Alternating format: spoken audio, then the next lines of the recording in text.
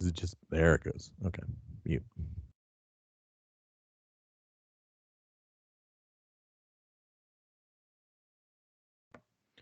Welcome to Wrestling is How Everything is the Dark Side of the Ring.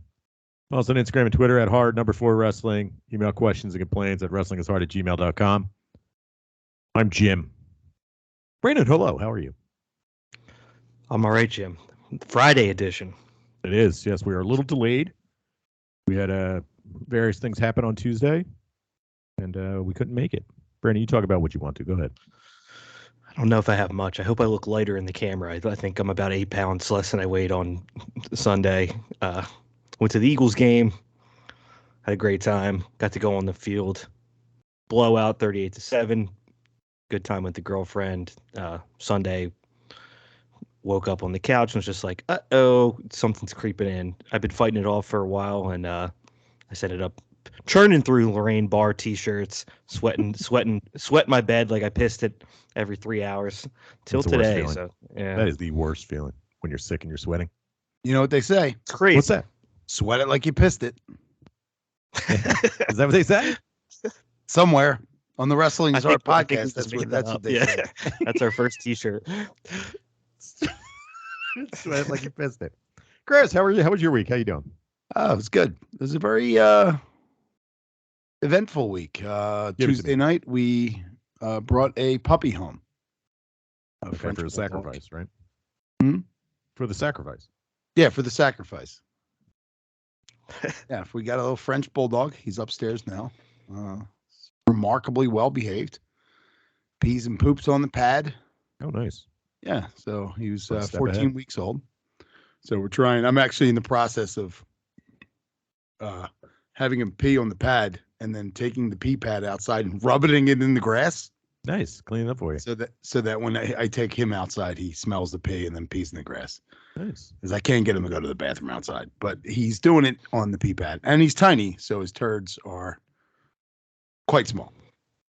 They're like a Goldenberg's peanut chew. What's his dog's name? Vito is the dog's name. Vito Nice. Corleone? Yes, his name is Vito Corleone. Anytime they ask me, I text them Vito, and then they say, and then I text the next text is to tell he's a pimp. He never could have outfought Santino. Did you ever stick a mushroom? A orange peel in his? I'll have to do it. Around a little I kid? have to do it. But more importantly, yes. This was last Saturday. Do you gentlemen remember the story I told about the man in the locker room at the gym grunting under the dryers? Oh yeah, Dick and balls. Yeah, sure. Yeah, dick and balls out. Well, he returned. He was back. The gremlin was back, grunting, walking around naked, kicking dirty, wet paper towels. You know, like the wait, paper what? towels. He was kicking him? Yeah, like just kind of In the under nude? his foot and sliding across the floor. Wait, are we talking about like those brown high Yeah, school the brown, towels? like paper Just towels. real, like The ones that recycled paper absorb- towels. Paper towels that absorb nothing. Those paper Mhm. towels. Cardboard. Cardboard on a roll. So I was in the locker room and he was there again. And I think I told this story about how I can't contain my reactions to this shit. I just go like, oh no, right in people's faces when they're acting like idiots. Sumerian style. Yeah. So you know, and you could say that this was Sumerian style too, because I wanted to see what kind of man he was. I made sure I got a good glimpse of that Tootsie Roll he had between his legs. Nice. And I looked at it. I took a glance at the penis. I don't want to ever see anything like that in my life again. I don't know if it was just uncircumcised or hiding. But it was quite the moment, my friends, when you actually decide, yes, I'm going to stare through the mirror at a decrepit grunting man's dick. You should have walked up and just gave him like, yeah, what you got going on there? What you got going on there? Yeah. So that was my Saturday before work, before the Eagles' big victory, their viceroy, as you would say. Nice. And that's all I got. I would argue it's kind of Sumerian style living to wash your dirty feet by just throwing paper towels on the ground, just stomping over them in the nude in public. But what is in Sumerian style is allowing yourself to live till you get to that point. You should have been massacred. Yes, yeah. Never, or thrown yourself with off a lot of rocks guys. like the We Vikings should have did. died in a war. by now, and they're still putzing around because they were never had the chance. Yeah, if you live in the United States and you're uncircumcised, is not for religious reasons, then you probably should have died in a war. Exactly. Yeah, a lot of people been saying that. And this man is definitely not destined to wear the jeweled crown of Aquilonia upon a troubled brow. It's not going to happen at any point. Oh, I was going to say, speaking of Vito and the Italians, I have a newfound appreciation for one, HBO Max, because you can put a TV show on and it will just roll through season after season as I go in and out of this coma. Two, The Sopranos just as background noise. I watched that show twice now. It's replaced Seinfeld for me. I think at this point is what I throw on when I don't want to pay attention. Yeah. Because every time I look up, something ridiculous is being said 20 years later. I don't know if you have any thoughts on that, but I was just like, this might be moving up the rankings for me into the top 2. Well, it's, they're funny, all of them, but they're awful people. So you kind of get those parts where you're like, yeah, I'm not supposed to be laughing at these people. It's big babies. They kill prostitutes and blame things on black people because they're black, and it's just like, it's so shitty. So what you're saying is they're Italians? Yeah, but for like background noise that I'm supposed to take it lightly. Like Seinfeld, they're all terrible people, but you laugh along with them. These people, you laugh at them, and then you're like, ew. But here's what I would say. Like, I think it reflects well in hindsight as almost like self-parody. Where I watched the Christopher Columbus episode today. Oh my God, it looks like it was written today. Yeah. Like Tony Soprano, as a fucking idiot, he's like, AJ realizes that Christopher Columbus sucks, and Tony's like, "You mean you're teaching bullshit in these books?" That's a horrible Tony Soprano, but he does exactly what you would He's say. Dead. He can't defend himself. Freaking out like an old Italian man would about, like, I'm paying all this money for this fucking school, and they're teaching the bullshit, the one book you read all year. And I'm like, yeah, this is exactly what a parody of an Italian guy would say. That would totally is. Christopher Columbus statue. So, like, it kind of still plays well in that sense. Oh, I mean, considering what we dealt with the in Philadelphia with the Christopher Columbus statue in South Philly and the Gravy Seals standing guard with their machine guns. Yeah. Like, yeah, sure. I've seen these guys on the news. I know who they are. Chris thought. Well, I've always said that if The Sopranos did one thing better than anybody else did, it was David Chase did a fantastic job of encapsulating certain aspects of Italian American culture that don't have to do with the mafia at all, right? Just their interpersonal reactions. Like, there's the episode where Paulie is bitching and moaning that everybody stole everything from the Italians and they didn't have anything, and they ate Puzzi in this country before the Italians got here. Yeah, shit like that.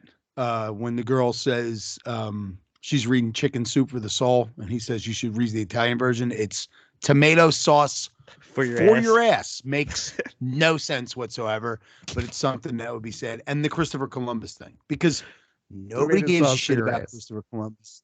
Why is that a holiday for Italians? Because the flag on the top of Christopher Columbus's ships was Spanish.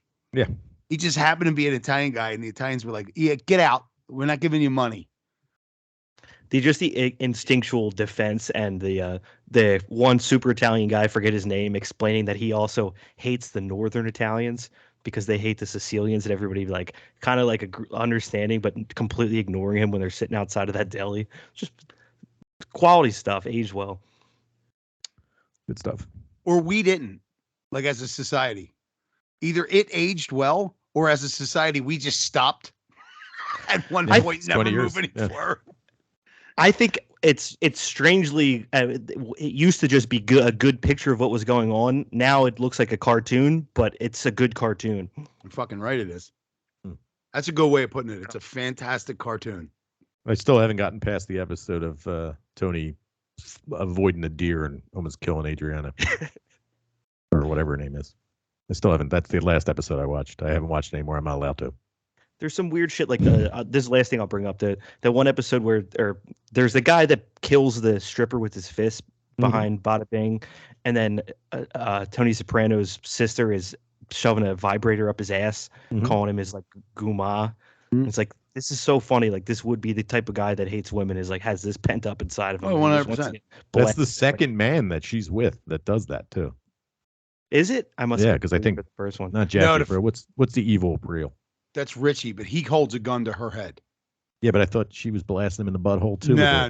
That was Ralphie. That was just Ralphie also. I thought they both got it. Ralph Cifaretta was the guy. I thought they were both catching the dilds. No. And then Richie had he was like Richie was way too like old school, legit. Yeah. He would, even if he wanted to, he would be like, I can't.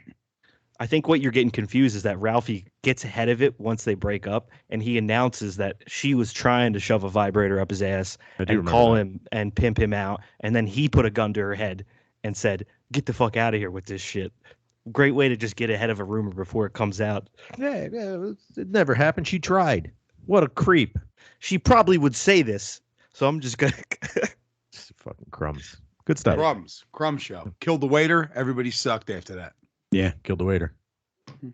I'm on season 4. It's still entertaining. They didn't kill the waiter yet? Pretty soon after that. I forget when they killed the waiter. They don't want to tip him because they're arguing over who wants to pay the check.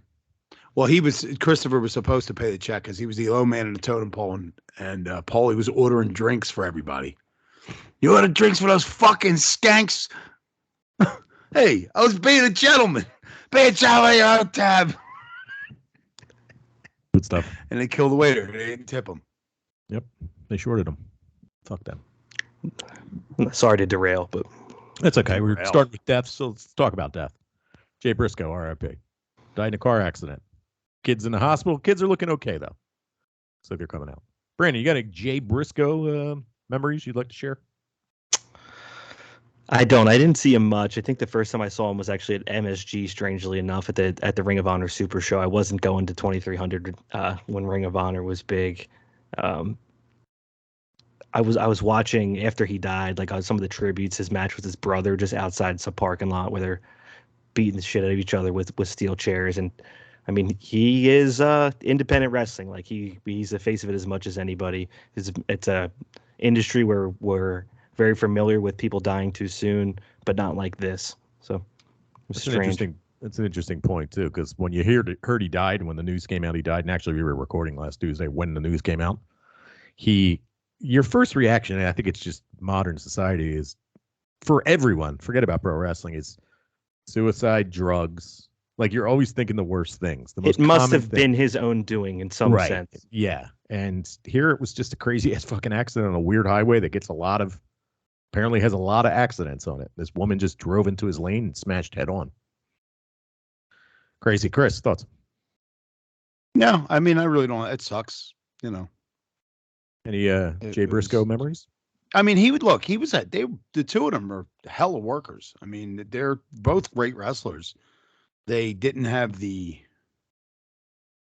physical appearance to ever really, or just the way they carried themselves in general. Their entire persona was nothing that would ever be able to make it on a big stage. Well, WWE, but they were wrestling wise, they were as good as anybody out there.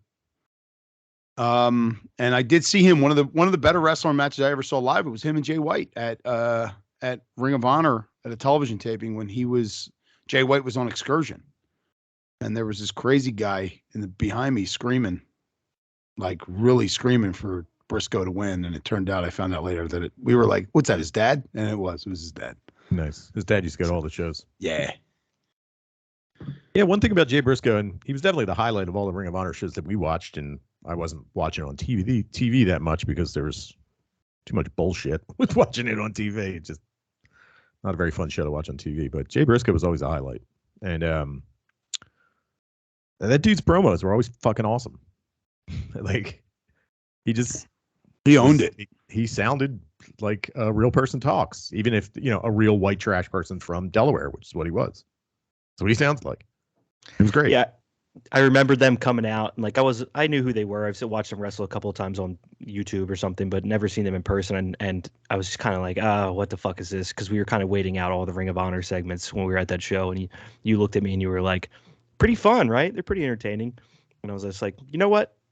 You're right. They are for what they are. They are entertaining. Yeah, Jay Briscoe and now Mark's left behind. And we'll talk about Mark's match, but R.I.P. Let's move on. Does anybody want to cry while you're here? The annual Stardom Awards happened. Let me just run through them real quick. Best technical skill, Azumi Fighting Spirit, whatever that means. Award was Starlight Kid. Outstanding Performance Award by Saya Kamitani. The Shining Award, which is voted on by the fans, was Tom Nakano. Best Unit Award, Stars, for some reason. Unit. Unit. Best Tag Team Award, Meltier. That's Natsupoi and Tom Nakano. The Best Match Award, Julie and Siri. Both of them burst into tears during the award ceremony, which was pretty cool. I'm assuming none of them know what the results are, and they find out at the show. And the MVP was Siri for 2022. Brandon, any thoughts? No mention of Mayu Iwatani, who I felt like was one of the most entertaining people on that show. It's kind of interesting, but don't disagree with for the most part. Well, she's in Stars. I guess they got her in there. True. Yeah. Chris, thoughts? Is Mayu Iwatani the one that said she had a chicken brain? Yeah, she has brain like chicken. Brain like chicken. Maybe my brain chicken. Here, chicken. My brain chicken. No, nothing to add. I could do without. I could do for a couple weeks without somebody in Stardom crying, but They're always crying. Come on, stop crying. But other than that, no. Warrior Princess is crying all the time. New Japan and Noah had their show, which I am not going to watch because it's pay-per-view only, and I'll see it in like 2 months. But more importantly, in the we talked about coming out of Wrestle Kingdom. Is this the year that New Japan knocks it out of the park? Well, we got a really good Wrestle Kingdom. Then we got Shingo versus the Great Okan in a judo MMA match, which was not great. But we get a match between, now, if you guys remember last year at the Noah versus New Japan show, the lead to that, Okada, I'm talking to anybody who isn't familiar with the situation. Okada last year, 2 years ago, 2021, was saying that, what's his name? Kiyomiya, the guy that's like the big star, the young star for Noah, wasn't that big a deal. He didn't need to notice him. He doesn't care. He's never watched any of his matches. There was a match on that show. Nothing big happened. Leading up to this show, he said some more of this shit. So the match starts. They're in it. If you've seen the clips, you can find them online if you haven't seen them. Match starts. They're in there. They're doing their whole routine. It's mostly Makabe and the other guy. I think his name's Bond. I forget. Naiba. I forget what he is. He's a really big guy. Him and Makabe are going at it. And then Okada comes in, and he's got the one guy in a chin lock, and Kiyomiya, you could see him over Okada's shoulder, like stewing. He runs into the ring. He starts kicking Okada. Okada's like turning his back at him and pretending not to see him. And then Kiyomiya kicks him square in the fucking forehead. Okada comes after him. They brawl outside. The match is thrown out. There's a drop kick that is fucking insane where Kiyomiya hits Okada and he hits fucking Makabe. Dude, this shit was fucking awesome. Brandon does. I mean, we talked about this with Forbidden Door. Like the one thing that New Japan will never sell is Okada. Like you can't touch Okada. So, wow. Okay. What are they thinking of Noah right now? And the money that can be made out of this. This is kind of turning a new leaf for New Japan here. Chris, thoughts? Yeah, I don't get this. I mean, I get it. They kind of do this a lot when it's like, I remember the one time it was Shibata was doing this when it was New Japan and Noah. This was about 5 years ago or so, longer than that. Yeah, it was longer than that. Yeah. And I remember Jim and I were texting like, what? Shibata's losing his fucking mind. It goes into this strange world of worked shoot. But like, I mean, don't get me wrong. It was hot as fuck, but a couple things about this. What made them drag? Am I missing something? They pulled Togi Makabe out of mothballs for this match. Is very strange. The build up to it was like Makabe and the other guy, like, was it like online? I think was the build. No, he was in there to fill a body. Yeah, it was just and it's odd to see him. He's very rarely, because you forget like they're stable mates, right? Forget about that because Makabe's not around. I don't see him that often.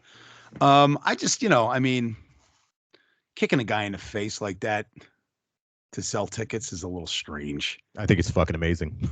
Yeah. Until you break Okada's nose on accident, and then he can't wrestle. I mean, are you one of these people that think that Okada wasn't in on it? No, I know that he was, but I mean, it's just this weird, like, I don't know, man. I think as I'm getting older, there's something that's changing in me. That's like, I don't like to see guys. I told you I don't like to watch Kota Ibushi. And the reason being is not because I don't think he's fucking phenomenal. It's just that I'm afraid he's going to break his neck, and I'm going to see it when it happens. So it's not like I'm sitting here, I'm morally opposed to it. I always just watch that stuff like through my fingers because I'm always afraid that somebody's going to get fucking injured so bad. That's just the only thing that I had. I like I said, I don't even want to say I have a problem with it. It's just like Naito's the same way. Sometimes Naito does moves and I'm like, fuck, this dude's going to die. Hiromu, how many times have we lost him because he's doing insane moves like that? Hiromu Takahashi you're talking about, right? What's that? Hiromu Takahashi. Yeah. So it's just, I mean, it's not that I don't like it. It's not that I'm sitting here and I'm in outrage over that this happened. Oh my God, I can't believe it. But I'm just like, I want these guys all healthy and wrestling all the time. So anytime like something like that happens, I'm just like, oh no, why? I mean, you sent that video of Sasuke jumping off fucking 90 tables. Suicide. He does it every year. I know. I'm just like, man, like, seriously, you manage, like, especially when you get to his age, you manage to make it through it doing this shit for all these years. Like, eventually you're going to fucking run out of time and you're just going to break and you're going to be stuck spending the whatever 8 years are left in your fucking life in not being able to walk. Brandon? I think that's a good point. It's totally appropriate for you to have sensitivities to those things. I think I'm so desensitized that it doesn't cross my mind with Ibushi or with Okada getting kicked in the head. To me, I'm not the one of the three of us that should be speaking about this, but to me, it feels like a younger brother thing to do, which Noah kind of is to New Japan. Just like if you get your shot here, do the dirtiest thing possible and make your make your mark to try to get something out of it. So I was like, okay, I get it, but a very valid point.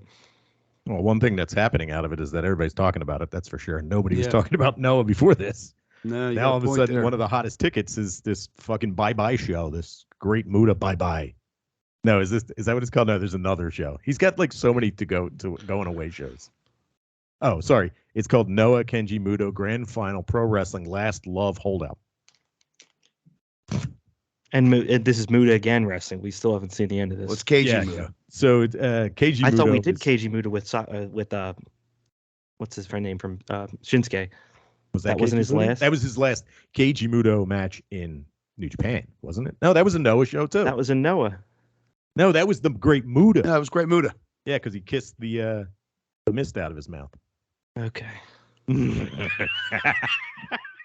Exactly. Okay, so he's got this show, and he announces at the end of the Noah show that he is going to wrestle Tetsuya Naito. This is officially his final match. And Brandon, did you check out this Sting, Darby Allin, Great Muta, and Sting versus Akira, Akushi, and Marufuji match? Of course. Yes. Go ahead. Well, first of all, Sakuraba's on the card, so that's going to get me to fire up Wrestle Universe and type in this strange password that you have, Jim. Yes. So I had to check him out. Didn't, in hindsight, not sure that I did, but I did watch it. And then, I didn't think this was that bad for what it was. Hakushi was fucking awesome. Is it Hakushi? Is that how you say it? Yeah, Hakushi. Hakushi. That was one of the, for someone that's catching up on Muta, is one of the matches I was very familiar with.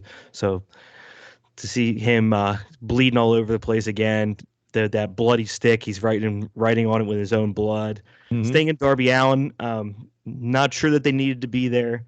It looked like they were having fun though. Hey man, Darby Allin got a big fucking pop when he came out. I was shocked. He got a huge pop. He did. Yeah, they weren't in the match a ton. I actually thought they would carry it more than they did for what it was. It was fairly for being the main event of this thing, but I thought it could have been worse, I guess I would say. Yeah, 20 minutes they went. This was fun, this match. It was super like overbooked and theatrical. Everybody had like a special entrance except for Sting. Thinking about his fucking Sting t-shirt, which was always a riot. Big match Sting and his Sting t-shirt. This is I like fun, how man. Sting is now like a wintry figure. Like he's coming out in the snow every time. Scorpions, lots of scorpions where it snows. Yeah, this is fun. Chris, you gonna go check it out? I watched it. Oh, you did watch it. Go ahead. Yeah, I watched it last night. No, it's everything you guys said it was. Darby Allin. Darby Allin is. We'll get into AEW obviously later, but Darby Allin is pretty much one of the more exciting things in that peak. One of the things that pique my interest every week. And if he's on it and the opponent isn't just some dud, I'll tune in. And this was pretty good. This didn't disappoint. It's exactly what you can expect. They worked around everybody pretty well, and good stuff. Photos came out yesterday of Darby Allin pushing the Great Muta around in a fucking wheelchair after this match. Oh my god, this man's just going to be a torso by the end of this tour. No legs. It's going to be Metallica 1. He's gonna be fucking the final match of the Great Muta will be him in the ring with no arms and legs, and Sting standing over him going, SOS, help, over and over again, help. That's gonna be the final chapter. That movie, Johnny Got His Gun. Johnny Got His Gun. I think it's called. Something movie. Like that, yeah. Darkness imprisoning me. Yes. All that I see, absolute horror. I cannot live. I can sing the whole thing like that. That's myself, body my holding cell. Okay. Best part about that song, is in the beginning where it's like war, and the captain or whoever's like, "Come on, let's go," and it's obviously James Hetfield. He's like, "Yeah, come on, let's go." Yeah. You got Colonel Hetfield. He wasn't and yet. That was 2 albums. That was like 2 albums later. Yeah. Big news. How about this? Noah has its first women's match, and it's twice as long as the match that New Japan had. Jungle Kyona and Sariano defeated Mayuki and Natsu Sumire, and they're already calling for a title. Fucking, I guess Muta was like, saw how long the New Japan match was. It's like, yeah, we could do double that. Any thoughts on that, Brent?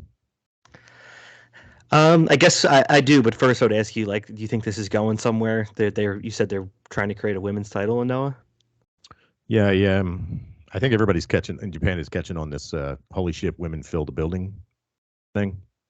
Seems like we get 2 new companies that are starting up, including All Japan has a new company that's starting up. New Japan, I mean, once New Japan does something, I guess everybody's going to follow.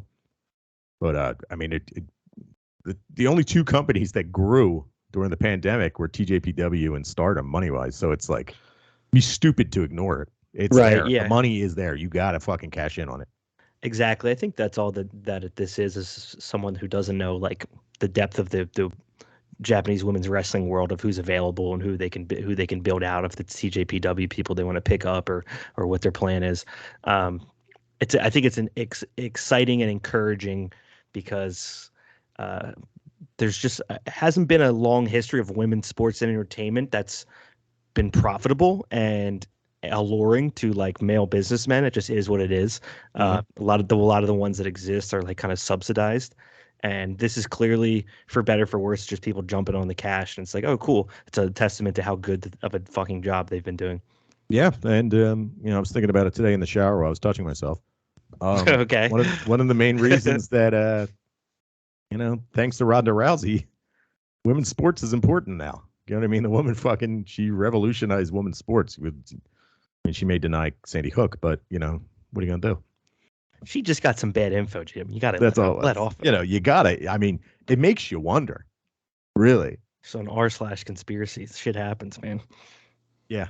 I don't know what's gonna do. There's a lot of independent professional wrestlers with the crowd. Like a couple of companies closed. Well, originally Actress Girls closed, and a lot of these, not these girls in particular, but some girls were from Actress Girls that are popping up as independents. So there's a lot of women out there that aren't tied down to a contract that could just work these shows as freelance.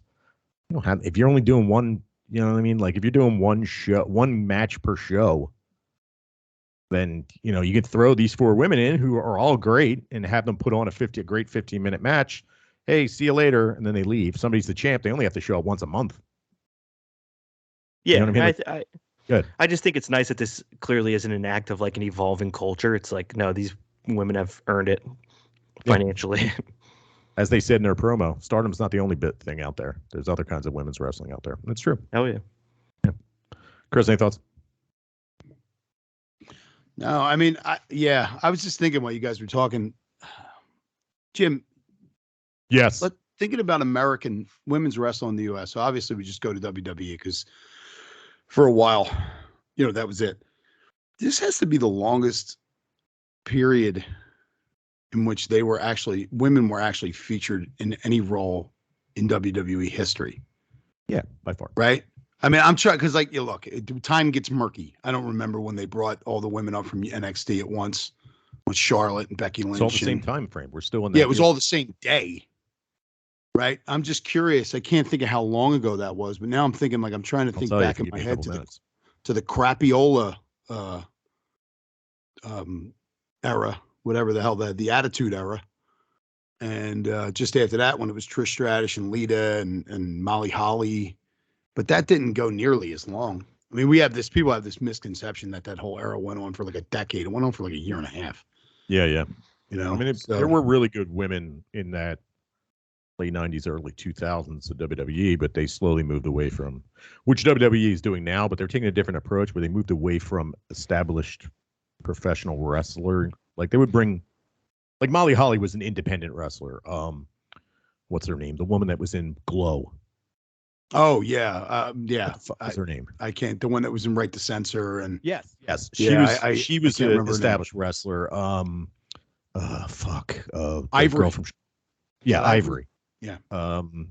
Jesus. All their names. Jacqueline. Like I'm trying to remember and I can't. It's all blanking on me. But all these women were established wrestlers, and then they started to develop their own wrestlers. But when you got guys like John Laurinaitis and fucking Vince in charge, you're going to get women that you want to kind of have sex with as well. Which not to say that you don't want, you know what I mean? Like it's disgusting and sexist. So you get people, not to belittle people like Barbie Blank and guys like that. They became pretty good wrestlers, but they weren't going for the established talent. And it's the same thing now. They're starting to move away from that. The difference is that they have a good training system in NXT now, where your Sashas and your Baileys, who were established indies, like I guess not stars, but indie wrestlers, you're getting people that are athletes like Bianca Belair, and they're growing them out of whatever, training, which is, it's cool. Like that girl, Tiffany Stratton. I've seen her. She's really fucking good. Mandy Rose. She's good. These girls are good. Not all of them are, indie darlings before they came to WWE. Brandon, you got thoughts? Sort of. I was talking to somebody about this the other day, and I was thinking about how when I grew up, like I never really had that. You would think even watching WWE Attitude Era that I would, this like jaded perspective towards women's sports and athleticism. I appreciate it, and I know Jim, you're a huge advocate for it, but I never really had this thing where I looked down on it, and I think a lot of that was like Lita and China, like just watching them as a child and just genuinely just being like, these are badass wrestlers, and not being like, this is great for women's sports, and there was no deeper meaning behind it, just getting a kick out of them the same as I did Jeff Hardy or Mankind. I think as this continues to grow, I think it's a really positive thing, and you're going to get a lot more kids watching wrestling that will grow into adults that feel like that. Because that's kind of where you want to get to, right? Not that it's like, oh, let's put somebody on, let's show them something. It should just be equally as entertaining. You shouldn't have to address it. Right. And, we can say, the jumping point for women's wrestling in WWE was when Bayley and Sasha and all those people got called out. But I think it was AJ Lee. It was fucking Total Divas on the E Network, too. Like, I know a lot of people that watched that show that didn't watch wrestling. And then they started watching wrestling after watching that show. Natalia, AJ Lee, even fucking Saraya, when she came up. She was a big fucking deal when she came up. And I think that's good. No, please continue. Sorry. I think that was a big trigger for women's wrestling in the United States. Of course, it existed other places, and it existed I'm talking about in the big company. And at the time, it was WWE. That's all there was. And finding wrestling, and you had to, even back then, there was no streaming options in 2014 like there are now. You couldn't watch Stardom unless you found it on fucking Daily Motion, and someone had to tell you that they had a show. You didn't know. Right. Now it's all out there, and you can't avoid it. It's there, and people are going to watch it. And either you get a piece of their money, or they're going to spend it somewhere else, or they're going to pirate it. And companies like Noah and New Japan, they're run by big companies, and they're like, yeah, we got to get some fucking cash. We got to get some of this shit. It's a smart move business-wise. You're alienating the entire market. We've talked about it before. It's 50% of the fucking world you're alienating. Right. Chris, final thoughts. I was just thinking this when you said it. I think the biggest headache, the biggest problem that I think women in the U.S. wrestling, that the women have isn't even the company. The companies are one problem, but it's also fucking fans. Well, yeah, that's, you have to get over with guys who are, behaving like fucking assholes or going, oh, I don't like her. and going to the bathroom or going to get popcorn or whatever while you're on. And it just, it doesn't. And nowadays television, it's not like, all right, we're going to let something develop. It's we need results right now, or we're just bailing on it, moving on to something else. So that's part of the big issue. But I don't think there's a problem now. Right. Yeah, that was kind of the point I was trying to make. I think you put it well better than I did and finished it for me. Was when I was growing up, it wasn't look at the puppies. It was like, can I get a Lita t-shirt just because she's fucking badass and rocks with the Hardys? It's like, but that's you. I think that's the cut. But I think that's when you have enough of that available, you're going to get less of those shitty fans and more normal people. And maybe the shitty fans are haters until something becomes popular and then they love it. So, it's a matter of getting it mainstream, and then all of a sudden people will. Yeah, exactly. People will get on board. The person that's making rice jokes at fucking Hikaru Shida during Hikaru Shida matches, when she sees her getting over and people cheering, he shuts the fuck up. Right. Because now he feels like a fucking idiot and he just wants to fit in. I just want to be the most popular guy in class, but I'm not. Oh, that's not funny anymore. I think Brandon touched on this, but I think it's one of the things that happened, like when Ronda Rousey came up in UFC, and then that catapulted the women's divisions in all these different weight classes. One of the things that the UFC did a great job of, and I think that and I think this is what you were touching on before, Brandon, was UFC did a great job of this, and I think that WWE, AEW, all the American wrestling companies are going to feature women would do a better job trying to treat this is that the way that they call matches, the way that they present matches with women in the UFC is that these are not two women. These are two fucking people going at it. They're just the same as the two guys you saw before that, right? If you get... There's no reason to comment on their looks. There's no reason to mention anything like that. These are two people in combat, battling. No. Yeah. It's wow, this is crazy for two women. It's just, this is crazy. Getting in there over the course of 6 months, cutting weight, working out, training Muay Thai, training Jiu-Jitsu twice a day, training Muay Thai twice a day. All these different fucking things are just as difficult for women as they are for men. They put in just the same amount of work and they get the same results for that work that they put in. So to even mention the fact that, oh, wow, she's got a great right hook for a woman.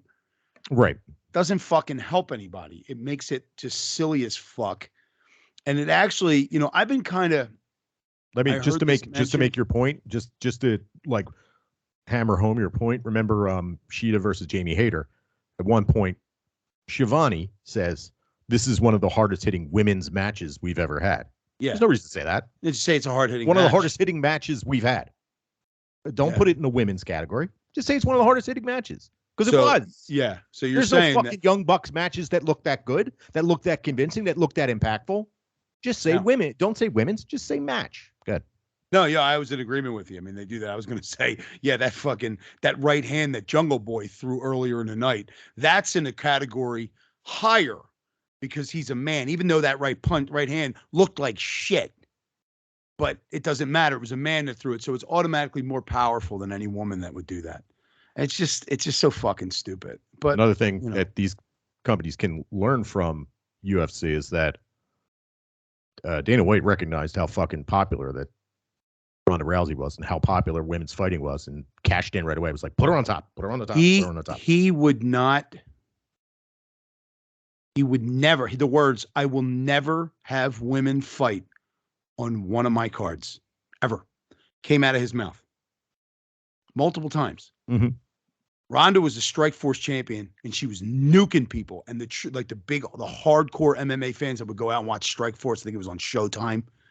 They would watch Strikeforce and they would catch it on whatever, like Fox Sports 1, whatever it was on at the time, or it would pop up at weird times. They would watch this and they were into her. And he immediately went, I cannot like to watch women beat the shit out of each other, if that's my personal preference.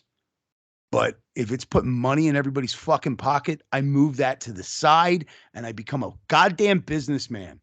And I give people what they are willing to pay for, not what I think that they should be willing to pay for. Right? And even Vince, dickhead that he is, once that started happening with Ronda, he was still going, oh, never. And then finally, because I don't even think they had a women's championship for a while, and then they brought it back. And it was the Divas Championship.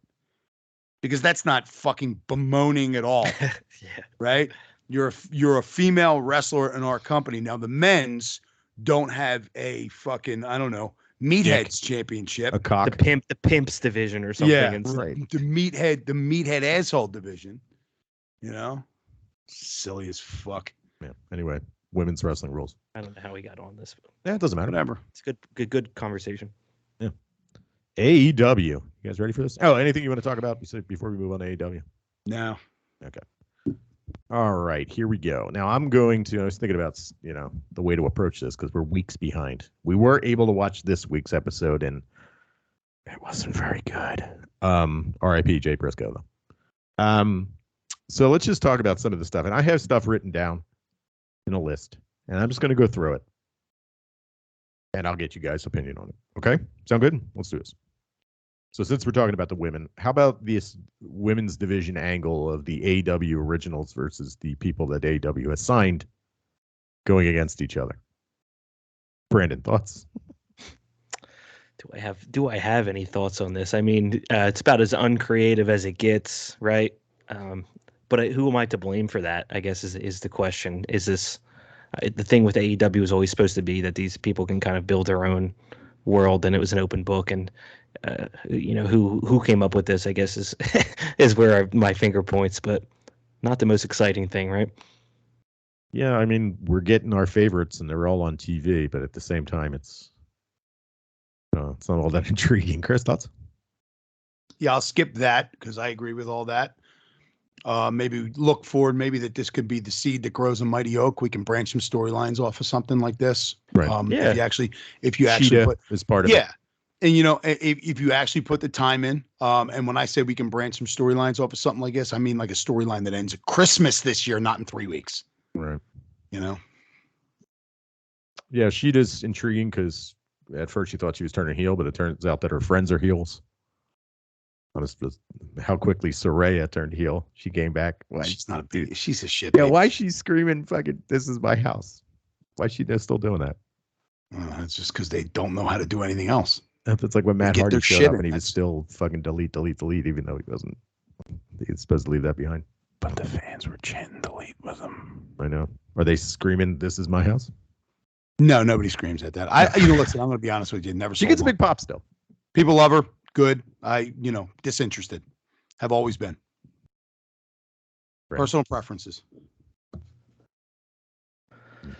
I just don't know who to blame. Like, I get. I don't know if I have less sympathy. Yeah, exactly. I don't know if I have less sympathy for it, or, it's going off of the top conversation we just had about women's wrestling. To me, I'm just like, this is just some wrestlers with some shitty ideas. It's disappointing, and just in that. Dude, they have good workers in this division now. Tony Storm. Hikaru Shida. Willow Nightingale is featured heavily on television. Yeah. Ruby Soho. I thought that match was fun. Yeah. But that was good, that match. But they got good workers, but I don't know. I'm not loving it. Well, they have a full, if you think about Saturday morning wrestling, right? They have a full Saturday morning wrestling kind of cadre of wrestlers, of women's wrestlers, right? They have wrestlers that are good. They have wrestlers that are not so good. You can consistently have the wrestlers that are good beat up on the wrestlers that are not so good so that the wrestlers that are not so good get better. And you can build storylines that don't involve with all these people going at. You don't have to have Tony Storm fighting Ruby Soho every week. Have them dance around each other. Get your Anna Jay in there. Right? Let her get beat up. Let her get beat up by somebody. I just said her because I think she stinks. Let her get beat up by somebody. Like these, any of Red Velvet, any of the women that are like, I guess they're the AEW originals. I guess that's what they're calling them. Any of those women. Well, they're still in the baddies. That's a whole different angle. But I'm just saying, any of these women, I'm trying to categorize them as women that have been around since AEW pretty much started. Right. And that's how you get these people good, is you have them wrestle the good people and they lose to the good people and they progressively get better and they become the good people. Right. and you build storylines between the good people wrestling the not so good people, while the other good person that doesn't like this good person is floating around in the sidelines doing shit. Not every week in the ring and leaving everybody else out to dry. I mean, they have these people that, okay, so they have like Sky Blue, who's always on TV. She's super young. She's better than most of their prospects, women-wise. They have that woman, Kylan King, really tall redhead, who I don't know if she's signed, but she works AEW Dark and stuff like that. Occasionally pops up on the main roster. She's actually going to Stardom. She'll be in Stardom next month, which is good. I don't know. Okay. I have something. Kira Hogan, Athena. There's a couple of them. Yeah. Kira Hogan, right? Athena's really good. Go ahead, Chris. Chris hates. She's not, hates. but she's going against Yuka Sakazaki, by the way, for the Ring of Honor Championship. Did I send you guys that promo where she's backstage wrecking shit like, "Where's Yuka? Where's Yuka? Show me where Yuka is." Yuka Sakazaki just shows up, and goes, "Hi," and then punches. Oh yeah. No, I didn't see that. I must have missed that. I was glad. Go ahead. Athena, what I was saying was, is it good? Are you getting genuine responses from fans when you have women or men that you don't use like on the main television show going out and wrestling on Dark in front of a couple thousand, maybe 1,000, 2,000 people in a 10,000 seat arena? So essentially an empty fucking room. Do they get the responses? Like, can you really tell? I mean, this is a question. Can you really tell if what you're trying to get across is getting across when you're wrestling in an empty fucking room? No, of course not. No. Maybe there should be another structure for them. Remember, they were doing stuff in a studio. Rotate? Yeah, like I don't understand it. This is it goes for men too. This wasn't just this is anybody that you want to build up and teach. They're going to go out there and they're going to try things to see if they work. You can't tell. I mean, look. If you're in how many people? 10,000? Does the Lycurgus seat? We don't know. Not that many. No, it's small. Right, let's say 12. No, it's like 12. Is it really that big? Oh yeah, well, it's big 5 basketball. That makes sense. So 12,000 people. You have maybe 2,000 in there in the beginning of that night for Dark. Everybody else is stuck in line for 45 fucking minutes buying T-shirts and popcorn.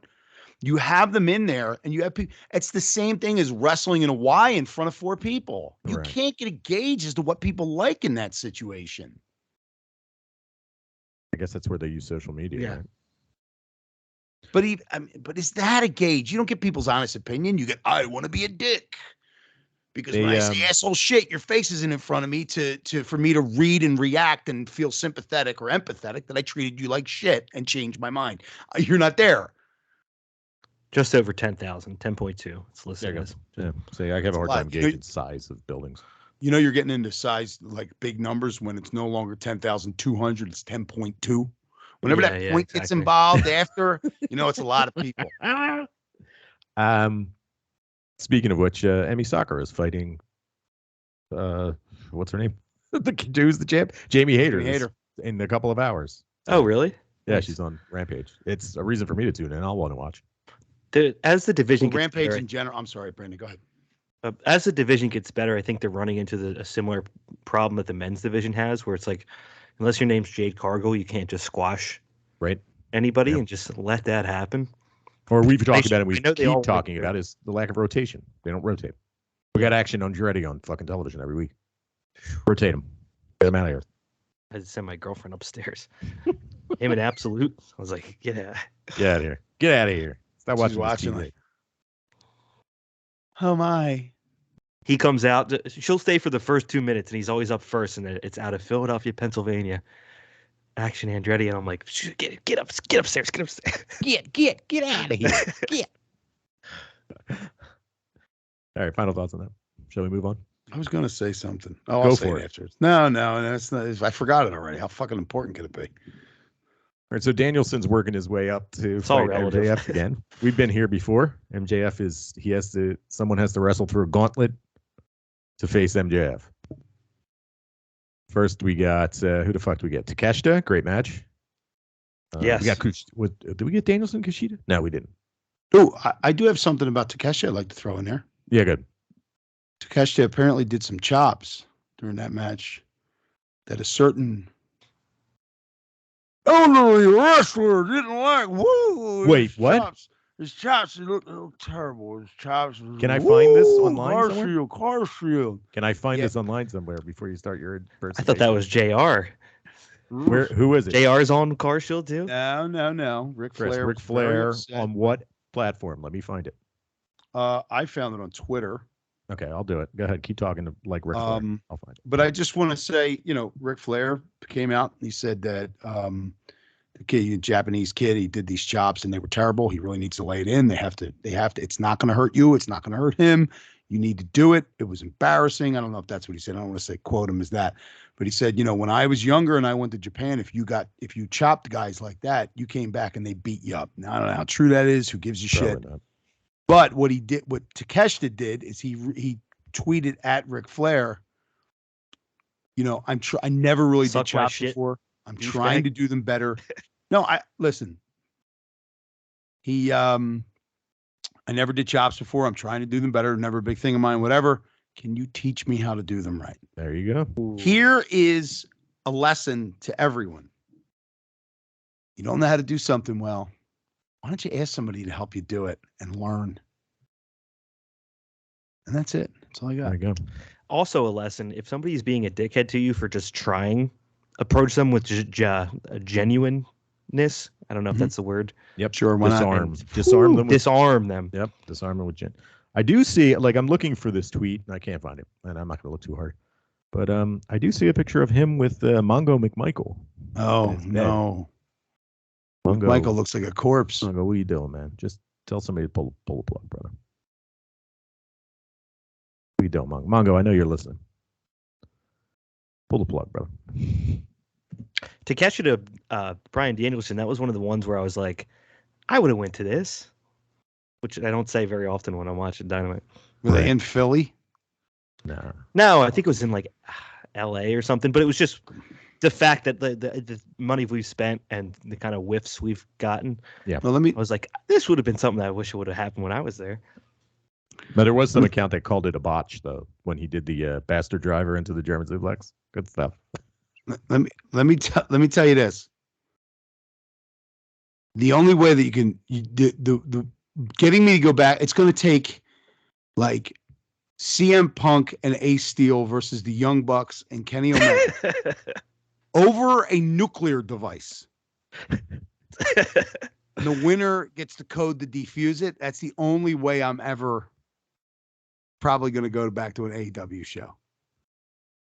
Shitty bathrooms, can't get concessions, racists, pieces of shit, lots of money, and bad fucking wrestling to see live. Oh, I found it. It was okay. So he said it on his podcast. Yeah. And it was someone named Joseph Santangelo who posted it. He said that he thought the chops thrown by Takeshita against Danielson were weak. Takeshita said his response was, I have the utmost respect for Ric Flair. It was incredible to me that he even mentioned me. I had it even. He mentioned me. I need to practice a lot, as I haven't done much chopping in Japan. Thanks for the advice. I would like you to actually teach me if possible. Watch my chops grow from now on. Fuck yeah. You know what? I'm going to give him a like. There you go. I found it. In between the Mongo McMichael's corpse pictures. I'll leave him alone. Is he dead yet? No. But then I won't. Let's see. Who else did Danielson have to fight? Who did he fight? You better hope Karma ain't Brian real, Cage. bro. It ain't. Oh, he fought Brian Cage. Skinny Brian Cage. Chris, skinny Brian Cage. Thoughts? Hey, skinny Mohawk Brian Cage is the worst. He's getting ready to go to the Fed. Let me tell you something about Brian Cage. There is something missing in Brian Cage. Like he doesn't. I don't know. What do I care? It looks like he doesn't put the reps in. I don't know what it is. Like seriously, it looks like he's like one of these guys that's like really good at something. Like he could be the world's greatest wrestler. He just is like, yeah, I'm good. I don't need to do shit. I don't need to practice. He sounds just like fucking Scott Steiner when he speaks. I don't know why he doesn't just harness Scott Steiner. If I look like that, all I would be doing all day was just trying to come up with bits to say and creative shit, because that's the only thing that's missing. I mean, his in-ring isn't fantastic, but if you look like that and you have something else to you, you could go pretty goddamn far, and he just never does it. He's a giant guy that's acrobatic as fuck. Right there. You know what I mean? Like he's athletic. He's not just some giant fucking bodybuilder. You have the juiced up things that bodybuilders. 99% of people will never get. Never have. Right. I mean, he can wrestle like Rey Mysterio, and he's fucking like 300 pounds of pure steroids. I mean, like, what the fuck, dude? Like, it's unbelievable, dude. When we went to Impact for the night you can't miss, he didn't wrestle. He was injured. He was in the lobby when I went out to go to the bathroom, or whatever. Yeah, it was big ass. I'd never seen a human being that swollen in my fucking life, and it was like. But like the thing is, it's like he has this he wrestles like he has a natural aptitude for it. So because he has a natural aptitude for it, it comes easy to him, and he thinks he just I don't have to practice. Kobe Bryant had a natural aptitude for basketball. Kobe Bryant practiced like a fucking lunatic. Kobe Bryant was a better fucking basketball player every fucking season, and he was in the NBA. So he died. Well, he died after he retired. Did he retire and then died? Yeah. He scored 61 in his last game. How cool is that? And won. Fucking rad. I mean, but I've seen videos of him talking about his practice routine. The reason why he had the helicopter is because he can fly from his house to the stadium at like 4 a.m. Yeah, if you want proof that there's not karma. Missed LA traffic. That's why he had helicopter. Yeah, there you go. Here's my evidence. If there's such a thing as karma, because Kobe Bryant would live to be 200. Kobe Bryant would still be alive. There we go. Proof positive. Anyway, MJF, yes. So he's going to fight Danielson eventually. I don't know when the pay-per-view is. Who do we got next week? Oh, we got Timothy Thatcher. Noah's Own. We talked about Noah. Noah's Own. Hold on. Did you guys see the doctor that was evaluating Bryan Danielson? Oh God! Oh my God! We can't tell me. Is there something wrong with my shoulder? It's your hexagonal. Well, it looks like you just made up some like 7 medical words in a row. The most juiced up doctor of all time. He was like, tell me, doctor, what's broken? Well, it seems like it's your Smith's colostrum. double sciatic hexaglutarol aptenoid. But wait a minute, not even that. When they panned away and Danielson got up and left, the doctor was like, yes, behind everybody. He's got a headset on and a badge. Yeah, doctor. Who's the doctor? Who's your favorite dick? Doctor, who's your favorite poet? Flabben. Flabben. One of my wife's favorite fucking scenes in Seinfeld. Who's your favorite chess player? Chess player. Oh yeah, Snostakov. No, Snostakov. I do it all the time. The poet is Flabben. I do it all the time. I have a guy. My friend does Quizzo at my work once a month, right? But he's always like, I got a quiz. Like he'll ask me if I think like a Quizzo because I work Quizzo with him. Like, you think this is a good question that I should ask? And he'll ask me the question, and I'll go, and he'll ask, and I'll go, oh, I know that. That's easy. He's like, yeah, who is it? You got it? I was like, yeah, it's Smith. All the time. Flabben. Speaking of which, okay, so a worked injury angle. How about this one? Mox and Cowboy shit and a worked injury angle. Mox has a fake concussion. Real good. Way to go, guys. Cowboy shit's going. Just, Renee Paquette is interviewing him backstage. Just looking out for him. Oh God, he fucking sucks, dude. He's a minor leaguer at best. He is. Fuck this dude. Brandon, thoughts? An angle that will really take the light from my eyes. Like you're just like, this isn't going to get any better when you see this stuff. I should have just recommended my head trauma doctor, Flabben. Take care. Chris, I know what your opinion is on this. Let's move on. How about that? Yeah, go. I got opinions at the end. The Acclaimed with the Assmen are going to be having a therapy session with the Ass Boys. They're going to get the family all together again. Brent, that's Jesus Christ. Jimmy's just slapping him right at me when I'm playing shortstop. Did you guys see? Billy Gunn's kind of growing on me in a weird way, and part of it was this week the Raw 30 thing with DX and how shitty they all look, and then Billy Gunn's out there and the finger me steroids. Yeah, but fuck, what do I care about his heart I don't health? give a shit. Just like it. Yeah, exactly. Yeah, it's like fuck his health. Look good. I don't even know if he was doing steroids. You, dude, you're 50 years old. If you do whatever you want. Yo, you do you, Grandpa. Pop, pop. Yeah. You jump off that thing, pop. Head first, pop, pop. Live your life, Grandpa. Why is I've heard the word Grandpa about 1 million times in my life. Saw it 3 times last night. Could not stop laughing at it. That was Jimmy. For those of you who don't know, who's everybody listening to this podcast, we were talking about the great Sasuke. Yeah, through text. Great Sasuke did a spot. He does it every year with this giant barrel, a giant sake barrel, and he puts it around his body, and he does this thing on the.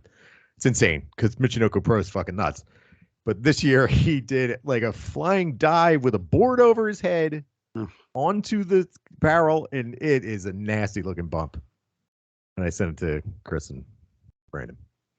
And afterwards he was laying on the ground going, Pop up, going to pop up. Grandpa was fucking hurting himself.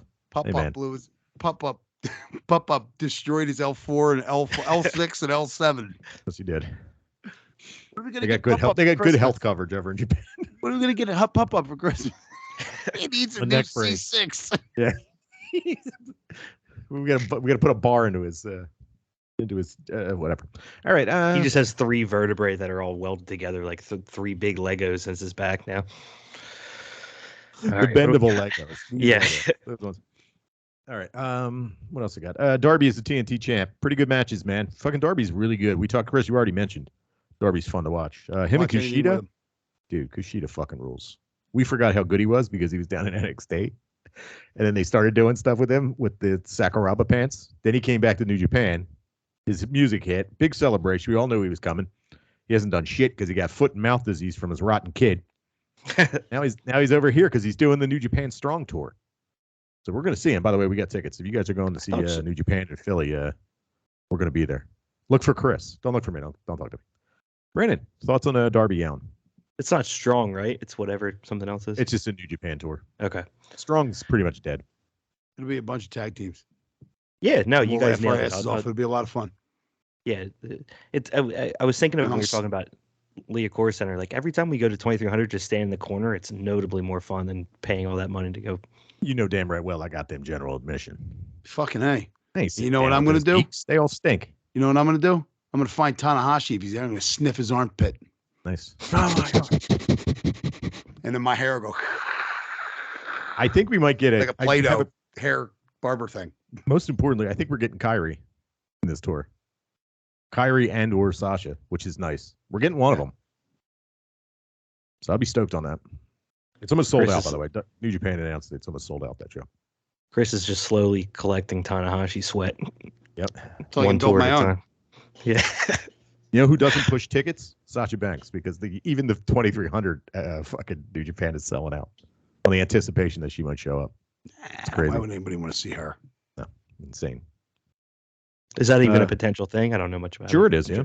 That's what this IWGP, when they first, okay, so when they set up the IWGP Women's Championship, Obari came over for Forbidden Door, and he saw, watching AEW, he saw the reaction that people were having to women's wrestling.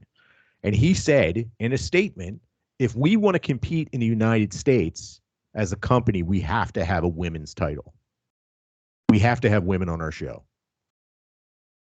And that's when he established the IWGP Women's title. So that's why we have it. So we're going to have women on the show, which is good. We'll probably get against local talent of some sort, which is fine, whatever. We're going to see our favorites win, and the people that are expected to lose. But we paid money to see these people, and we're going to see them. We might not get Sasha. I think we're definitely getting Kairi, though. Kevin. You're going to get whoever has that belt. Yeah, well, I don't know who it's going to be. I'm assuming it's going to be Kairi, but I mean, who's to say? Good. No, I don't have anything else. I'm just genuinely like, I didn't even consider that was a possibility that she could show up. So yeah, sure. Might be a tag match, but whatever. My prediction. Yes. Momo Watanabe wins the IWGP Heavyweight Champion, the Women's Heavyweight Championship. Right? Yes. Sorry. And then she fucks me 3 times. Hits me on the head with a wrench. Okay, Jesus Christ. Did you watch her play fucking? I did. Did you? Yeah, that video he says very. You strange. did watch it. Yeah. What was this? They have some collaboration with some mobile game, And all the Stardom girls have their own little cities. Think like Clash of Clans. You got your clan. They all got their own little cities, and they're on YouTube on the Stardom YouTube channel. Subscribe to YouTube channel. I don't get paid for it. And they're playing the game. It's really boring. But I was flipping for something to watch while I was doing the dishes, and I found it. Can't say it. Is that her face? There you go. That's your home screen. I was like, what the fuck is this? And then I went and did the dishes, and I can hear her in the background going, oh, no, playing the game. Oh, no. Yeah. So, no. I'm like, what the fuck is this?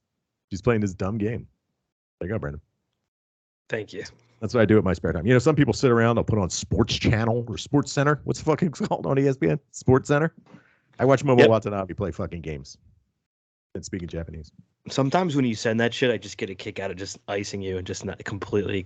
I'll read it and look at it and just being like, I'm not responding to this shit. That's fine. I don't care. I know you guys probably don't care, but I'm sending it to you because I got nobody else to talk to about it. All right. Any final thoughts on Darby Allin as TNT champ? No. How about I will this? add that he's the only consistently good thing on the show. Move on. Yes. Sting announced he's going to have a retirement tour, by the way. He's retiring for real, which we didn't mention because we were off, or we just didn't mention it because we did our best of episode. Yep, Sting doing a retirement tour. I'm hoping he does 40 matches like fucking Muda did. Chris, go through every iteration. Mm-hmm. I mean, like, are we going to get Surfer Sting? Oh, I think we will. Yeah, we better. His montage for that Noah show was awesome. Yeah. You got your Surfer Sting. You got all those stings. It was great. I love me some Surfer Sting. Yep. Terrible promo, but man, I was hype as shit about him. I was so mad when he lost at Clash of the Champion because fucking Jason Hervey from the Wonder Years voted for Ric Flair. Go look for it. That horsehead Missy Hyatt. Knock on wood.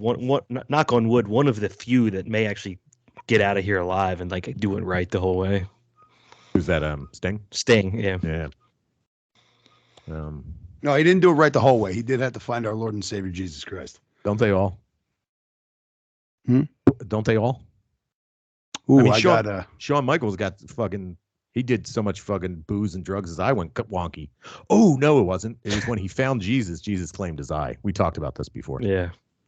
I will forgive you for everything you've done. All your sins will be gone if I can have your eye. He was just like this. He was like, I will forgive you for everything you've done.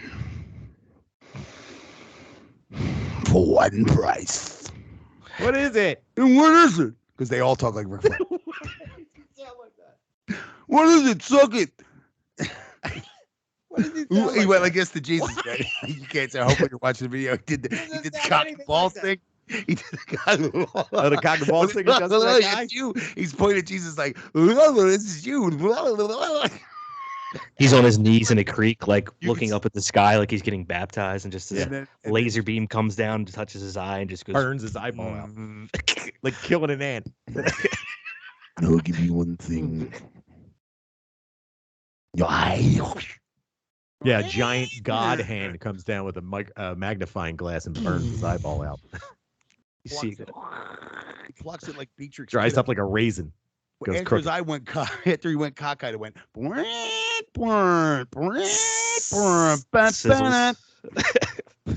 Fuck, this is off the rails. You will no longer be a sexy boy. You'll be a wonky boy. I'm just a wonky boy. Wonky boy. That's what made it go wonky. It was all that dancing like shista, shista, shista. Yeah. And his eye just slipped off the track. Hey. Oh my God. You can't appreciate it. I'm just a wonky boy. Watch it on YouTube. All right. As I was trying to get to, surprise, surprise, we didn't predict this. No one did. The Elite won the Trios tournament. And I'm sorry, ladies and gentlemen, you may be fans of this. This stunk. This whole thing stunk from beginning to end except for the Christmas trees. So predictable. Such shit. No, thank you. Don't do it again. Brandon, thoughts? I forgot that it was still going on. That's how little I was into it by the end, which is the worst thing you could do. Wrestle 7 times, and at the end, people just don't even want to look at what happened.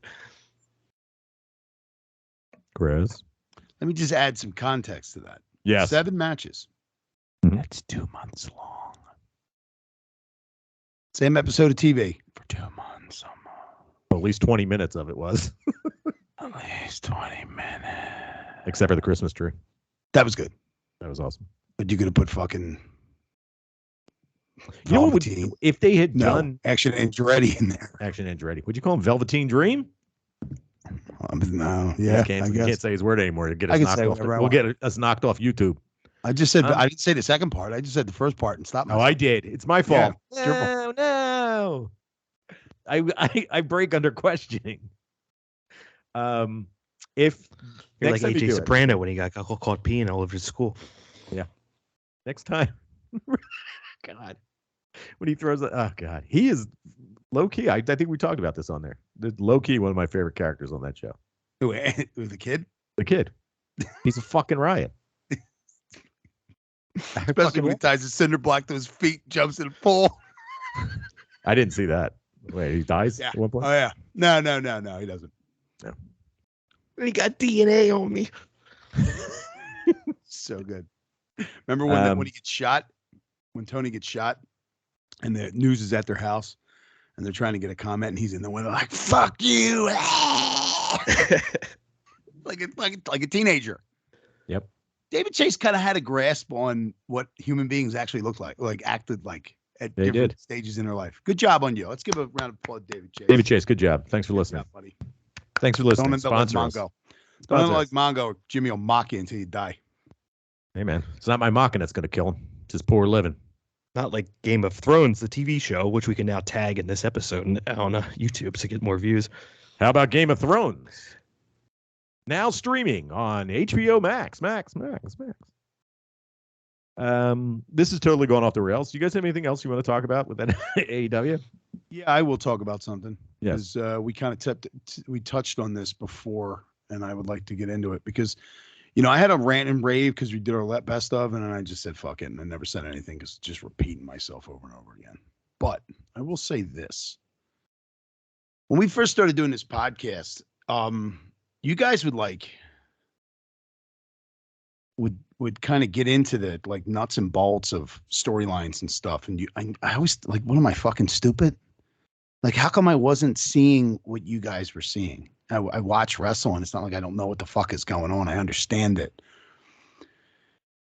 And I realized, and then, you know, I kind of found my lane as to how to talk about things because I'm not the greatest articulator in the world of my feelings, but I started to realize that it just happened over the last few weeks. The reason why I could never articulate what was going on in like AEW in the beginning and through the whole pandemic when they were wrestling out at Daly's place, I didn't fucking care. I couldn't articulate it because my answer to it is I gave such little shit about what they were doing on TV that I couldn't even come up with anything to fucking say. I was just at a loss. And we're here now with this. Every episode, everything they fucking do. I don't give a shit. Tonight's Rampage is a fucking banger. Yeah, it is. It's the last couple of weeks have been really good. Yeah, Tim, and you know, maybe this is a new trend that they're going to try, or it's, you know, obviously it's on the same day that they tape Wednesdays, and Wednesdays was kind of, you know, all about Jay Briscoe, which is fine. That's their gig. Who gives a shit? I'm not knocking it. But the main event was Mark Briscoe versus Jay Lethal. I mean, that's a Ring of Honor match. Just to make a point about that, and I wanted to make a point about it, and I'm glad you reminded me. The show wasn't great this week. And of course, like you said, it was about honoring Jay Briscoe with this main event. I mean, they did it. Thank you. Mark Briscoe's on TV, whatever they had to do. Apparently Warner Brothers didn't want the Briscoes on there because of the shit that Briscoe said years ago, which he's apologized for countless times about fucking queerphobic shit and stuff. He's apologized a million times. But the biggest problem I had with the main event is that it had fucking Jay Lethal in it, who's on my fucking television every week in fucking pointless matches, pointless angles. It made that main event pointless, and I didn't really want to watch it. And I skipped through a lot of it to get to the end of it. But go ahead. Yeah, no, I agree with that 100%. And I'm, as you're saying that, just in the last 2 seconds, I'm trying to rattle through my brain. Anybody in Ring of Honor you could have had him fucking wrestle other than Jay Lethal. Now, maybe he's doing that for Jay Lethal. I get it. I understand it, but you still have to put on an entertaining television show, right? Your priority is your viewers. You know, it's a shame what happened with Mark Briscoe. It's terrible. Or I'm sorry, Jay Briscoe. It's terrible what happened with him. But at the same time, you have a commitment to your viewers where you're just not going to do this thing because you think it's the right thing to do for the guys that work for you.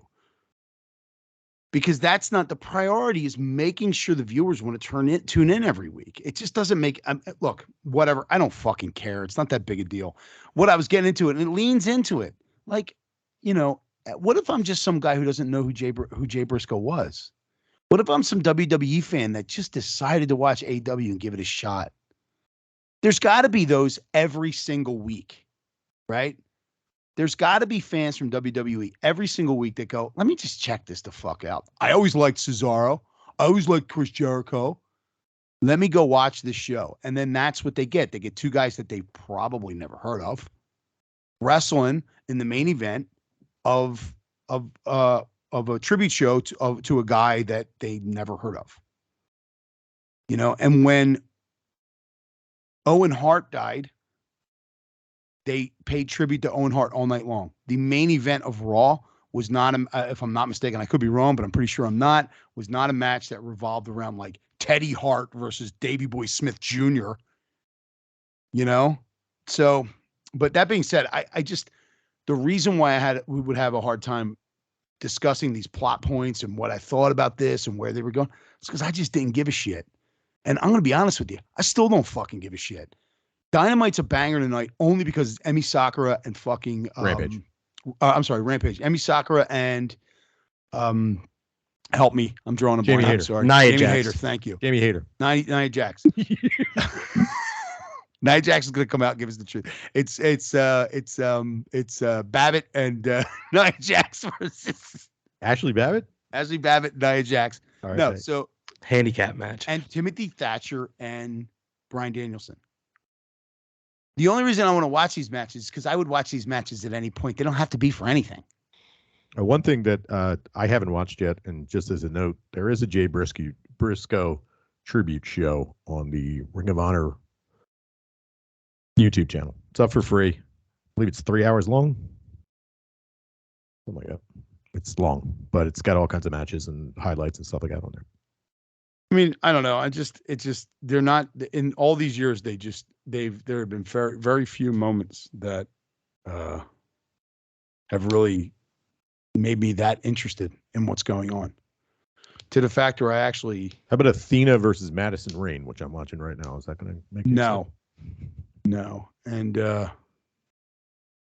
sloppy ass in the ring, and all right, I'm losing. I can fall apart. Ready to go. And I have a couple different things to say. Yeah, go One, to address your point, there's been many weeks for me where this is just an exercise in trying to practice speaking about something and come up with something interesting to say despite caring about it. So you're not alone there. Two, I think you slipped up and actually said it's a shame what happened to Mark Briscoe. I corrected myself. But yeah, to be fair, I think it is a shame what happened to Mark Briscoe. He doesn't look so good either.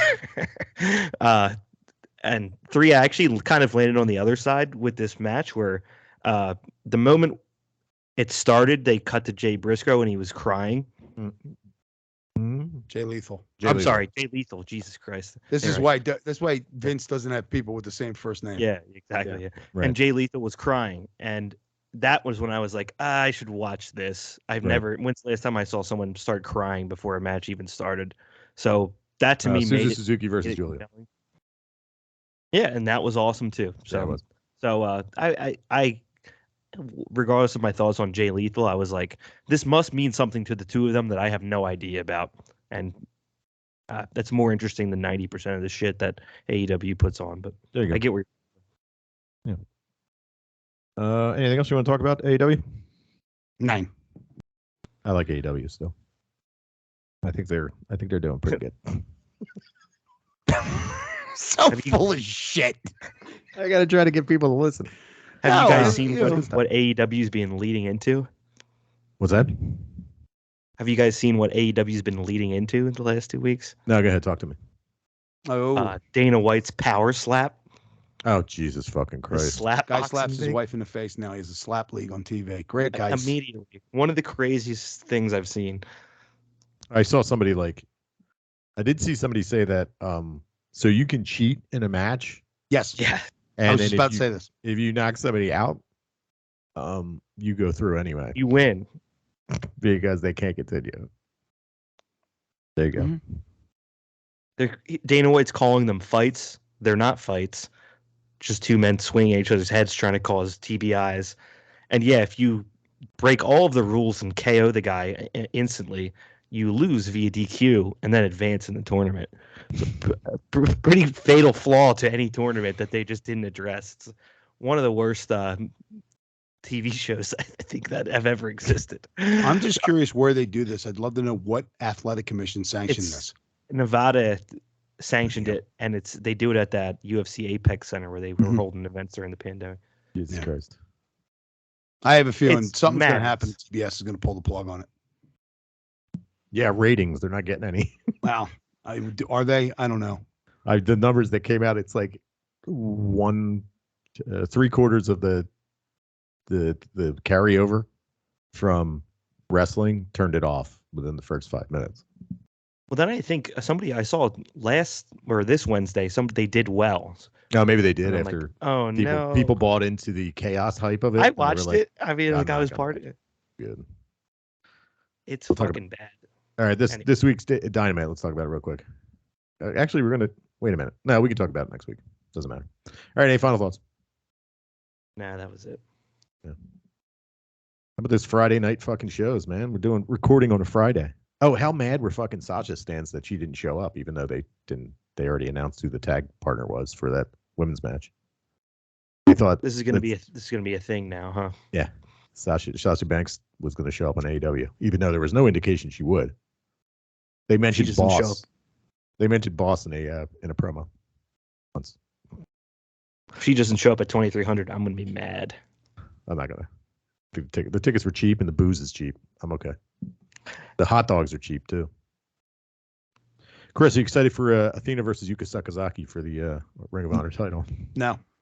Damn it. I'll win you over. No. All right. Any final thoughts? Won't. Any final thoughts? She's embarrassing. I can't watch her on TV. I have to change channel. I got no problem. It's horrible. It's horrible. Pokemon, evil. All goes together. Wolfman, Wolf Lady, Fire Lady. She's not Wolf Lady anymore. Pokemon, Robot Wings. I made these myself. Good worker. Slop mess.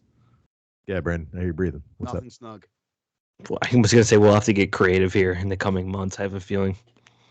Yeah, I was thinking we might have to. I got to take a look at the calendar because there's that big New Japan show, which we'll talk about next week, where we get to find out if Jay. Oh, you know what we have this week? Fucking Royal Rumble. Isn't that Saturday? Sunday or Saturday? Yeah, no, it's Saturday. Yeah. Saturday. I won't watch it. If Saturday, I will watch. Sunday, I won't watch. Saturday. Are we stoked? What are we expecting? Brandon, are you going to watch? I mean, I'm intrigued. I don't know, man. I'm a sucker. Every this and WrestleMania every year, I just I come up like what's his name? The groundhog. What's it? Gus. Gus. Yeah. Punxsutawney Phil. Punxsutawney Phil. I'm like, no, it's Gus. Keep scratching. Yay! Now he skateboards. Am I gonna watch?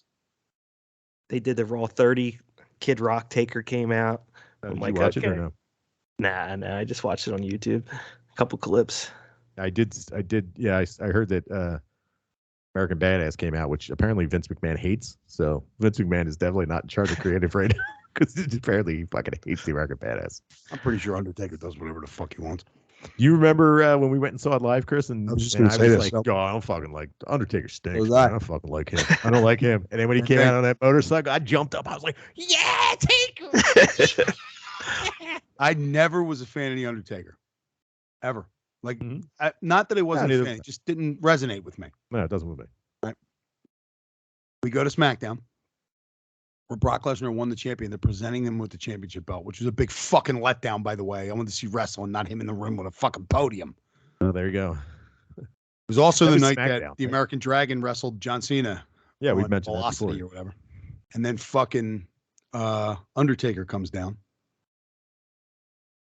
And I hear you rolling, wasn't it? Oh no, American Badass, whatever the fucking song. Who gives With a the shit? They're all the same Metallica. person. And he came in on that motorcycle, and I was like, yeah, Oh, he's losing yeah. And I was punching myself in the face. Jimmy was screaming on his chair. He fell through his chair to smash his face on the ground. True story. True story. I'm okay. The La Parka mask. I don't know if we've told that story before. I saw the guy that was sitting next to you. Brandon, we told you the story about when we went to see SmackDown and I wore a La Parka mask. I don't think so. Where I wore the La Parka mask because I wanted to challenge Rey Mysterio Jr. to a match. No, you have not told this story. Well, we were all in wrestling masks. Jimmy just wore his the longest. I didn't take mine off. Okay, Chris. So we're at the match, and we're at SmackDown, and it's a commercial break or whatever, and the people come out with the t-shirt guns, and everybody's like, "Yeah, show me a t-shirt, yo, woo, t-shirts." Jimmy gets up on his stool. We're on the floor, so we're in the folding chairs. Like row 6 or something like that. Yeah, pretty, oh good my seats. God. Pretty good seats. Great ones. He gets up on his chairs. He's on 2 chairs, Folding. folding chairs. I can't do it because I have a little puppy here that'll probably poop his pants when he hears this. He gets up on his chairs and he's, shit, give me a shit. He steps, his feet both shift back to the back of the folding chair. The weight of his feet causes the chairs to shoot up. His feet fall through the now hole that's there, and he's laying. I went flying forward. I'm sure there's a lot of room around you too. Yeah. None. I'm laughing. He doesn't know that I saw this. He gets But up. like, okay, so if you know what the La Parka mask looks like, it's a Mexican wrestling mask, luchador mask, but it also has this hood on it. And the hood flew over the front of my face. I can't see either. It flew up and across my face. So I'm like, everybody all right? Are you okay? He's got this. Am I? You okay? Is everybody okay? I'm sorry. That's okay. You okay? Mind you, completely sober. There's no alcohol involved in this. No, I It's wasn't. just I was sober. insanity. I'm okay. You okay? All right. I'm okay. And then he's just like, and then the meter just goes all the way back down. It's like red lining. Now he's back down to 0. Oops. He looks over to his left. No shame, brother. I had no shame. I No. am never embarrassed. I thought it was the greatest shit ever. Looks over to his left, and I'm locked in silent laughter. Like in tears laughing. Like in tears. I couldn't saw the whole fucking thing happen. And when he saw me, that's when the laughter started. I don't think you realize how ridiculous he looked over. And Wow. I'm like Was it in the mask? He turned the mask over and looked at you. he looked Or at had me he- and was Oh, I just didn't. like, The mask never came off No, the my mask- head the entire show. So you just see 3 a hours. Parka mask turn and be like, "Was that bad?" all right, and I'm gonna explain the genesis of this. There was we wore the masks just to have fun. But what Jimmy did, and I knew he did this on purpose. There was an episode of Nitro where they went backstage and they were fighting. And La Parka was standing there in his gear. I don't know if he was in street clothes or his gear and his La Parka mask and a cup of coffee, and he's drinking it through the little tiny hole. Yeah. So Jim's trying to do everything through the hole. little and I'm tiny taking- hole. He's trying to drink soda, it's pouring down in front of his fucking face. Oh, God. That was a hell of a night. Great wrestling. World's greatest tag team versus Eddie Guerrero and Chavo Guerrero Mhm. in the lowrider. I don't It remember. was a great any of this. fucking night of wrestling. It really was. Yeah, we had a good time. Incredible. Did you It's know? so But yeah. funny. I mean, Brandon, were Wish you I there was there for when I was freaking out about Roman Reigns when we went to wrestling? Were you there for that show? I was there, but I didn't sit with you guys. It was the other Oh, side. okay. Chris, you Geeking were there out when I about was Taker. screaming about Roman Reigns. Probably. I don't know. I've Roman seen Reigns his- is my favorite. Roman Reigns is my favorite. I was just freaking out just to be a jackass. I do remember when Jimmy was screaming at Thea Trinidad. What's her name? What the fuck is her name? It doesn't matter. Stay Trinidad. It's Aleister Black's wife, whatever her name is. She was in Andrade's corner. Mm-hmm. He's screaming, "I love you! I love you! I love you! I love you!" And the guy in front of him turned around. And was like, "Well, actually, she's married to Aleister Black." Thanks. That's what I said. I looked. I was like, "Thanks, bud." Thanks, Oh, okay. bud. Guess I don't have a shot anymore. Yeah, me up in the fucking 700 level. I thought she was really gonna point me out, be like, "Come on down, I'm gonna suck your cock." Somebody in a WWE polo comes and taps you on the shoulder and says, "She wants to see you." Now listen, Three at Trinidad would like to see you she'd like to- backstage. now we can either give you free T-shirts or you can go backstage. Give me the T-shirt. I want the T-shirt. That was actually the T-shirt night when La Parka fell on his face. Was actually the night that they had to remove. They had to make a guy in the front row wearing a Dallas Cowboys jersey. Oh, They had to make him take it off because he was destroying the entire telecast. Yep. And they were like, just "Dude, going after him. He's fucking railing on him," and that's why he wore it. Yeah, he wore it to get attention, and WWE was like, "Look, And you he need to got take it. that off. You got it. Take it off now. Yeah. We don't care about the Dallas Cowboys. We care about the television show we're promoting. You're ruining it." We care about Randy Orton. All right, that's a good story. I don't know if Randy Orton was on that show back then. Nah, That was before Randy, I think. yeah, I think it was around the time when it may have been Young when he was Randy? punting guys in the head. Yeah, the punt days. Mm-hmm. Good stuff. There you go. I got. Oh, I'd like to show something I noticed this okay. week, and then we'll tune out. Do you mind? There we go. Yeah, that's No, it. not at all. I went to Wawa. And I bought a Wawa, Slim- local convenience stores. Yeah, You're not local from the area. convenience store. Well, they're not all that local. They're all over the East Coast now. But yeah, East Coast convenience store now. Grab the Slim Jim. Snapped into it. Yeah, snapped into it. Randy Savage, still Right. on the wrapper, Yeah, he is. still getting paid. I am curious as to if Check there the is date on that any- thing. No, they're brand new. They're brand new. He's still getting paid for it. All right, that's not interesting. We can leave. It's I mean, he's No, it synonymous with- He's synonymous with Slim Jim. Do you think of Slim Jim without thinking of Randy Macho Man Savage? I don't. No, I mean, I thought it was interesting that somebody's estate's getting paid almost 10 years after his death. Who for else his could likeness. die and still I be? don't know. My point was, I don't know of anybody in history whose estate got paid for a product that he endorsed 10 years after he was dead. I'm just curious if there's anybody out there. Chuck Taylor, they probably own that name. Chuck Taylor, yeah. They probably own those names. Right. They probably gave him a lump sum of fucking money at the beginning. Chuck Taylor, Rod Laver, Stan Smith. Most of those guys, they're all dead. Right. And they probably were like, "Hey, listen," Adidas was probably like, "Hey, listen, here's $100,000. Probably here's $10,000. We're going to make a shoe with your name on." "Oh, okay, thanks." And now they just make Stan Smith for 100 years and they don't give his estate any money. Right. I'm just curious if he could be one of the own guys. And not only just his name, his fucking likeness. Right. Or if you're old enough, you know that Stan Smith used to have like a black and white drawing of his face on the tongue. Yeah. Same with Rod Laver. John Go ahead. Madden with the football game. There's going to be it's a rare breed. That may be the ultimate goal as a pro wrestler, to get so over that your estate keeps getting paid off of how cool you were. How cool you were during this 5-year period, right? They also, which wasn't just, not to interrupt you, sorry, but no, it's all right. Randy Savage, when I was a kid and Slim Jim came out, at least as far as I'm aware, he was kind of wrapping it up. He was in NWO, like. Yeah. He was doing Cowboy Hat Randy was the end of his WWE run. He was snapping to a Slim Jim in WWE still. So nice. Cowboy Hat Randy. Mm-hmm. Yeah.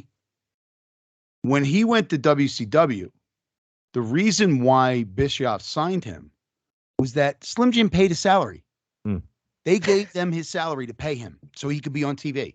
And then they paid him on top of that. I just think it's amazing that this dude's been dead for almost 10 years and fucking he's still on there. And then fuckers are they're the big fucking meaty, wide Slim Jims. The BBCs.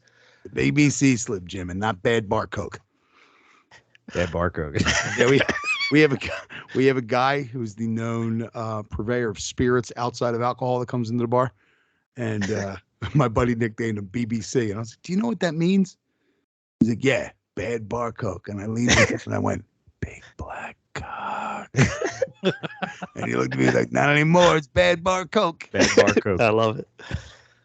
All right, that's an episode. That's little homework. Let's see if we can figure out any other people that are still getting paid by a company. Their estate is getting paid by a company. It's it's an interesting point because guys like Stan Smith that you mentioned and stuff like that. There was back in the days probably when you got a lump sum up front. Yeah, and then Michael Jordan came along, was like, I think I'll be part of this product. Mm-hmm. Yeah, you want to use my likeness? You pay me till the end of time. Yeah, and Jordan will get paid long after he's dead. Right. I threw out John Madden, but that's recent. I was trying to think of some more.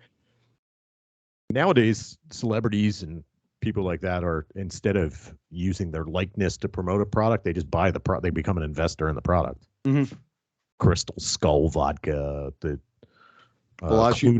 Clooney's tequila, like, you know what I mean? Like, what's the Ciroc? The clothing company that everybody is like, Kanye had them and they fired him. It's like Apple Bottoms, Bellagio. Balenciaga. Never. Balenciaga. My dumb ass. I guess I'm uncultured. Never fucking heard of it until he got fired by them. And they had kids in S&M gear on. And they came out with all that pedo shit. Yeah, pedo stuff. Good stuff. Good stuff, guys. Way to go. All right. Next week, Dynamite. Next week we'll talk about Royal Rumble if we watched it. I guess. Yeah. Well, we should cover it, even if you don't watch it. Just look it up. Yeah, I will. Not that we've ever done that before, but yeah, sure. I think every year we at least discuss Royal Rumble and Mania, WrestleMania. Yeah, I mean they're the two big fun ones. So yeah, I guess we'll talk about that. It's a Saturday night. I won't be able to watch it, which is a bummer. You watch it. It's in Philly, isn't it? It is. Yeah. No, is it? I think it is. I don't think so. Wrong, but it's look it up. Game, right? Yeah, that's Sunday. I guess it wouldn't matter. And it wouldn't matter because they would have scheduled it last year. It wouldn't matter. It's at the Alamo Dome. Oh, is it? Yeah, I don't know what made me think it was in Philly. Yeah, what's going? Raw was just here. Oh, that's what it was. Raw would also be on Monday as well. Yeah. All right. Well, let's get out of here.